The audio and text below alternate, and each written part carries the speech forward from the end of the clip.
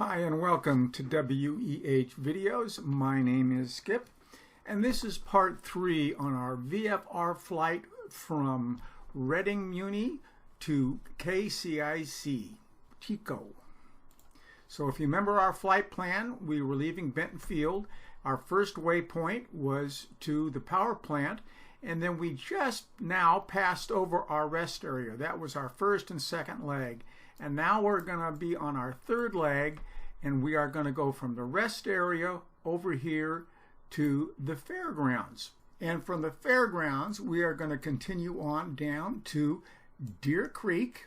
We're going to add that to our flight plan, and then from there, we will go to Chico Muni. So there's our complete flight plan, and we'll see how far we can get today. So let's go ahead and take a look at our flight plan. Now we just finished this first spot here from the plant to the rest stop. That's where we are, and we've made the turn, and we're starting to fly a heading of 149 to the Fairgrounds.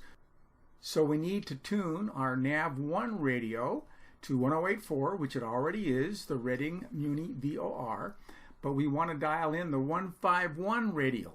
And when we get to the Fairgrounds, we should be 19 miles from that VOR. On nav2, we want to set the Red Bluff VOR. We're already there, 115.7. And we want to dial in the 356 radio, and we should be 6 miles from that VOR when we are over the Fairgrounds. So let's get going. We want to fly the 149 heading, which we are pretty much on. We want to reset our clock, so we have 19 seconds into this leg. We want to set our nav1 to 151 radio and the nav2 to the 356 radio. All right, that's 35. Whoa, that's pretty good right there. So we're just going to continue on in this heading until we get to 19 miles from the Reading VOR. So there we go. We want to be looking for our landmarks. Remember the airport we were looking for, Lake California. If we had a problem, we could be landing right there at Lake California. So we only have a 6-minute flight here, 5-6-minute flight. So we're just going to fly this heading. Remember, the Red Bluff Airport is going to be off here to our right, so we should be able to spot that pretty quick. So basically all we have to do now is just enjoy the flight. Now remember earlier in the first flight here that I talked about flight following? Well, the reason we get flight following with Oakland Center is we want them to follow us. They're going to be watching us on the radar, and they will notify us when there's other traffic in the area, and they can keep an eye out for us. Also, if we have a problem, we have somebody to communicate with right away. So if we had an engine failure or a fire or whatever, we could let them know without trying to find a frequency on our radios to communicate with. We're already set. And we'd be looking for our emergency landing area. And we already know we have Lake California behind us, and we got the Red Bluff Airport in front of us. So let's just see how we're doing. All right, so we want the power lines should be off to our right, and it looks like we have a river coming right down in front of us. So let's take a look and see. Oops, I climbed a little bit there, sorry. So here we have, let me just start dropping down so we can see this. We have the river right here in front of us, and over here we can see we have the power lines off to our right. So we're in really, really, really good shape. Sorry, it's hard for me to fly and do other things at the same time here. So let me get back to the 149. Actually, I went a little too far. I'm going to sneak back over just a little bit towards that radial. Maybe we'll just stay on that radial. And we're 2-3 minutes into the flight. Can we see the Red Bluff Airport off over in there? I think that's it right there. I think that's the Red Bluff Airport. Let's zoom in. Yeah. There's our Red Bluff Airport, so we're good to go. We know exactly where we are. We got the airport off to our right. We got the river in front of us. We're looking really, really good. And we're 16 and a half miles away. We've kind of crossed over the 151 radial, so let's just move back over that way, make a little bit of a right turn. Again, we don't really have to do this. The important thing would be when we're at 19 miles, we should make our next turn. And our next turn is going to be to Deer Creek on a heading of 132. Let me get back up to altitude here. And there's 17. So in 2 more miles, I'm going to go ahead and make a turn here. And we'll just see how we do from there. We're going to want to pick up the, change our nav1 radio to the 1157 Red Bluff frequency. And we want to have the nav2 set also. So let's just see what we're going to do there. We're at 18.2 miles. I'm going to pause right here. Well, let's just go a little bit farther and we'll just see how we did with the Fairgrounds. And as I mentioned earlier, the Fairgrounds aren't going to be there. I actually put these in here. The coordinates are there and you'll be able to kind of spot them. And I'll explain how you can do that a little later, but we're coming up on 19 miles. And there's 19 miles. I'm going to pause it and we're going to take a look and see how we did. So let's step outside and we'll slide around here and find a Fairgrounds. And there they are. Pretty much right on the money here, right below us. And now again, I placed this chunk of concrete here and put some tents in. The roads are there, but a good landmark for you if you want to use this, if you're going to try this flight, is use this junction in the river. This would be a good landmark for you. And you can look at these roads here. And I'll show you how to put landmarks in place in X-Plane on another video if you'd like to do that.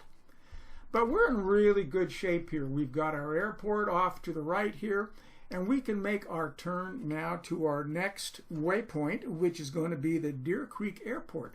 So we're going to turn off in this direction on a head of 130. And we have a distance of 18 miles. And it's going to take us almost 10 minutes, 9.8 minutes. So we're going to set up the radios for that. And we'll go ahead and have that flight. Whoops, I forgot to mention the time. Remember, it was going to take us 5 minutes and 45 seconds for this flight. But, as you can see, we did it in 4 minutes and 37 seconds. So the problem being, we estimated our speed at 110 knots. And as you can see, we are actually flying at 115 knots. So I didn't control my speed real well. Not a big deal at all. And that's why we got there a little early. We're still doing great. And now let's get ready for the next leg. And that would be off to Deer Creek. So remember, we want to fly a heading of 132. So let's set that up first. We'll get ourselves going in the right heading. I'm going to get back up to altitude. So I'm going to climb a little bit. I'm going to drop the speed down some, get back to the 110 knots, which we planned our flight at. All right, we have a heading of 132. Now, I cheated and I went ahead and I set the nav radios already because I was having so much trouble controlling the airplane and talking and stuff. But we have our nav 1 set to 115.7, which is now the Red Bluff VOR on the 111 radio. And we have the nav2 radio set at 109.8 on the 127 radio, and that's for the Chico Airport. So we've got those dialed in, the 1157. Oops, we need to switch that over. Oops, did I do that right? Let's see, 109.8 at 127. 1098. I'm so sorry. Let's get this correct. 1098 on the 127 radio. There we go. And what else did we want here? We wanted the 1157 and the 111. 1157 and the 111 radio. So now we're good to go. We're on a heading of 132. We're getting up to altitude of 5,500. And we're going to slow down to 110 knots. So I think what I'm going to do here is just kind of speed up a little bit so this video doesn't take so long. So some of the important things here I'll go over before I do that is we're doing this because we want to make sure that we can land if we have an emergency at airports. So we've planned our flight for safety reasons. We contacted Oakland Center for flight following. Again, for safety reasons, we want to make sure that we can contact somebody if we have a problem, or we can be notified when there's a problem.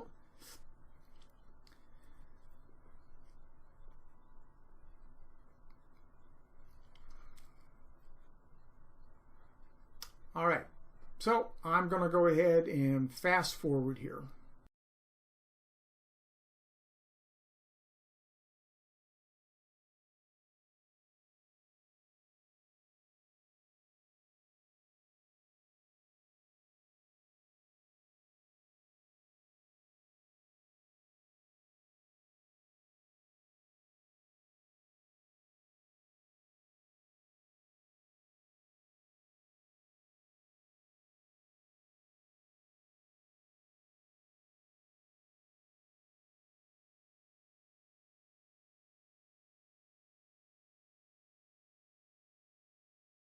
All right, here we are at 14.1 miles. We're pretty close to the radial. If you noticed when I was fast forwarding here, I did not have the nav1 set correctly. So the needle was over here on the left for a while. I realized I was 10 degrees off. Sorry about that. But let's just go ahead and see how we did. We're really close to the 111 radial. We are 14 nautical miles, which we wanted to be, and on the nav2 radio we wanted to be 12 nautical miles, and so here we have the 12 nautical miles and the 14 nautical miles. So we're right where we kind of thought we would be when we were over the Deer Creek Airport. So let's take a look outside and see how we did. And there's the Deer Creek Airport directly below us. So we're right on the money. As you can see, you don't have to nail this perfectly. Close enough is close enough here with this type of flying. Now, normally, Oakland Center would have told us maybe 4 or 5 nautical miles back to switch over and contact the Chico Tower. And we should have done that a little earlier. But we can do that now, so we can switch our radio frequency, contact Chico Tower, and tell them we want to come in to land. So let's just go ahead and do that. So the first thing we want to do is get our ATIS report. So that's 119.67 on COM2. Let's listen. Chico Muni Information Hotel. 2000 Zulu weather. Wind 140 at 11. Visibility more than 10. Sky conditions 8,000 few. Temperature 30, dew point 10. Altimeter 2986. Arriving runways 13 left, 13 right. Departing runways 13 left, 13 right. Advise on initial contact you have hotel.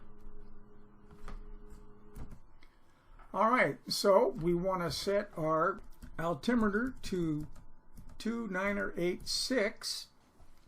We want to switch over our COM1 radio to 121.0, and we're ready to go. Now we switch over to COM1 and we're going to contact Chico Tower. So Chico Tower, Skyhawk 84 Delta Lima, is 10 miles north, inbound to land with hotel. And so what they're going to tell us to do now is we're clear to land, or give us some instructions. Now, when I flew this flight in real life, I got to this point, I was handed over to the Chico Tower. When I contacted them, they told me to report 2 miles. So I was inbound, and before I got to 2 miles out in, the tower contacted me and just said, 84 Delta Lima, clear to land, runway 13 left. And so that's what I did. I didn't have to talk to anybody. I was cleared to land right away. So all kinds of neat things can happen when you're up here in the air. But you know what? I'm not going to go ahead and come in for a landing. That's just going to take too much time. This video is already a little bit too long. So I think we're going to stop right here and do just a little review. The whole purpose of this series was to show you how to use sky vector or a sectional chart to create a VFR flight plan using landmarks, using your clock to determine how long it would take you to get from one location to the other, and make sure that you're on track. We were looking for the power lines and railroad tracks to make sure that we're where we need to be, and we planned safety into it by having airports and places that we could land if we ran into problems. We contacted Oakland Center for flight following, so if we did have a problem, we would have somebody to contact right away. So that's the whole idea here, is to learn how to fly your airplane without using the autopilot and stuff like that. Just flying the airplane, maintaining altitude, maintaining speed, and your course. It's really challenging, and if you noticed, I had a little trouble doing all of this, trying to talk and fly the airplane at the same time. I could not maintain altitude very well. I didn't maintain the speed very well. So this is a challenge. These are things that are fun to do, though. You get better and better at this as you practice. So that's it for this little series. I hope you'll give this a try. I hope you'll learn something. If you like this, please click the like button. If you would like to leave a comment, that would be great. Thank you so much for watching, and God bless.